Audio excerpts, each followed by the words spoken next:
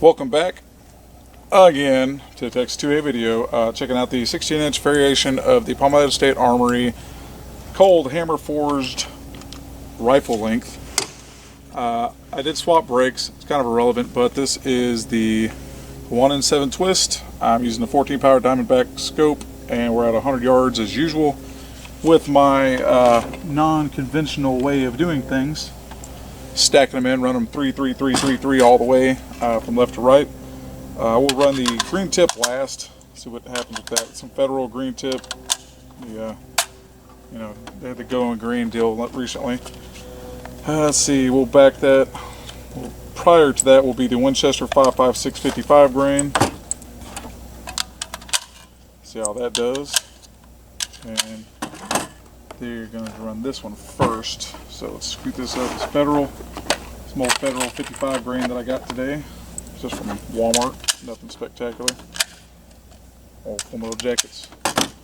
Now we're going to do these are the, let's see, which ones are these? 55 grain Remingtons, which probably going to be identical, but you know, I'd like to have as many options as I can.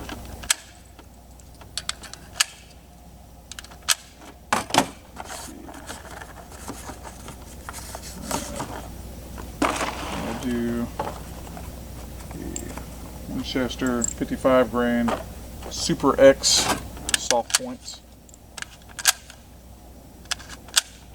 And last but not least, thanks to Bullseye Cartridge Company, they gave us this frangible stuff to try out. So that's going to go in there first. See how that does. Got this thing dialed in at 100 yards using some regular old stuff. And I will say that the 16-inch variation of this is identical to the 18-inch as far as how well it's gassed. Literally had some failures to pick up the next round using an H1 buffer. Had to swap that out to a standard carbine because this thing is gassed phenomenally, which Chad Wiley told me they've been doing that. They've been getting some of the stuff down really well lately, so guys that complain about over-gassing, you're kind of getting your wish depending on which variation you go with. But let's try it. So it's going to be, let's see, 3, 6, 9, 12, 15 shots total. 100 yards. We're going to work from, let's go left to right or right to left. 1, 2, 3, 4, 5. Yeah, we'll go left to right as always, except for the 300 blackout. I did that non-conventionally because it's kind of wonky, 10.5-inch barrel. So, alright. Let's see here. Alright. I'm using a CMC trigger in this lower, this Texas 2A video lower.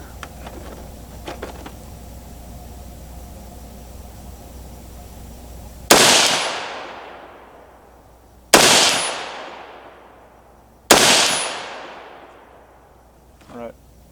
Can't say my caliper's going to work well on that. That is frangible, so what can you say?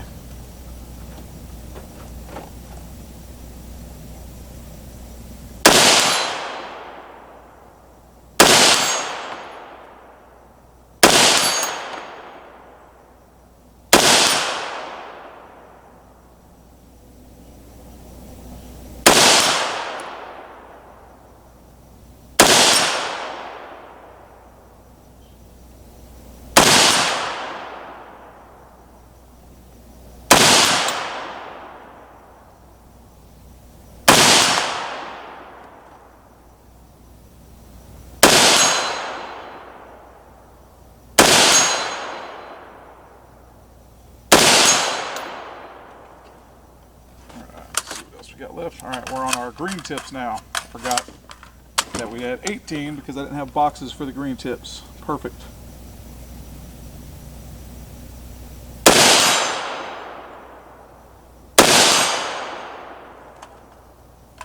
She locked back. I don't know why.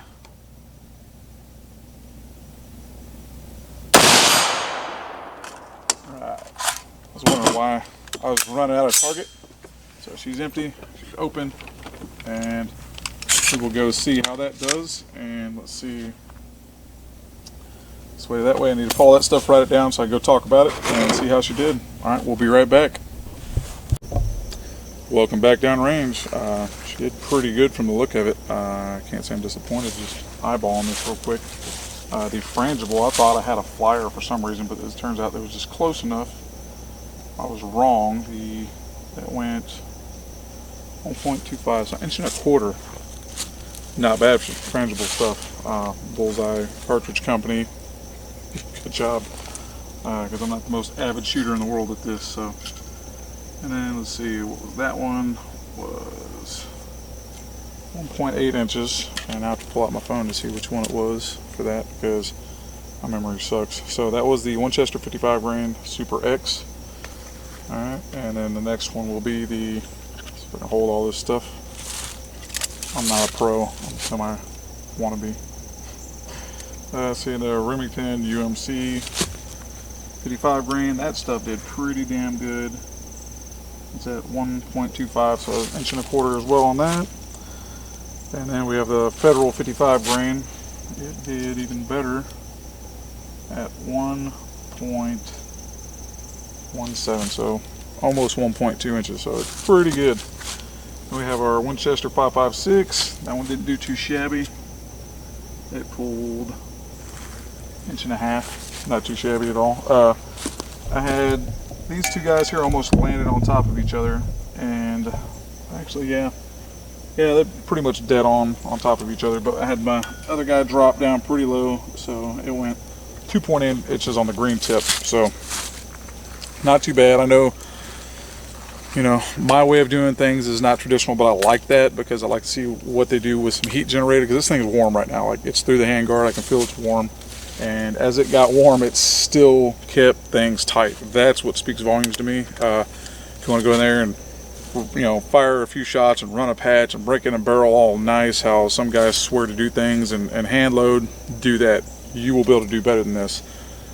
I would put a paycheck that this thing will go sub MOA with someone doing match grade ammo and letting the barrel cool and all that. It'll do it. So not bad at all. It was expected to have this good of accuracy, so 1.25 inches with a hot barrel. I mean, I can't complain about that. Did very well. Looks phenomenal. I do like my PSA lowers usually, but this one's got my logo on there for the channel, so pretty cool stuff. 14 power vortex, if I didn't mention that being used. Can't remember what brake this is. But yeah, that's it overall. So now I have the 14.7 variant, I have the 16-inch and the 18-inch, and I do not remember if I did accuracy testing with the 14-inch yet. 14.7, that's pinned and welded, so if I haven't, I'll come back and do that at some point. But give y'all some content for the week. Anybody interested in this little 16-inch variation that they have, you know, people want to call it the premium line or whatever, it's damn good stuff. Does have a nickel boron bolt in this one that I threw in there, but not spectacular. It doesn't have a Sons of Liberty Gunworks bolt carrier group yet, but it will get one. So yeah, that's it. Hope y'all like what y'all see. Thanks for tuning in. Check me out on YouTube and like and subscribe. And then of course, got the channel on Facebook, Text to a Video, and I'll have the website up soon. So thanks you guys for checking me out, following, and thanks to all my subscribers. We're over 650 subs now. So hopefully get to 1,000 before the end of the year if I could. If not, there's always next year. Thanks for tuning in.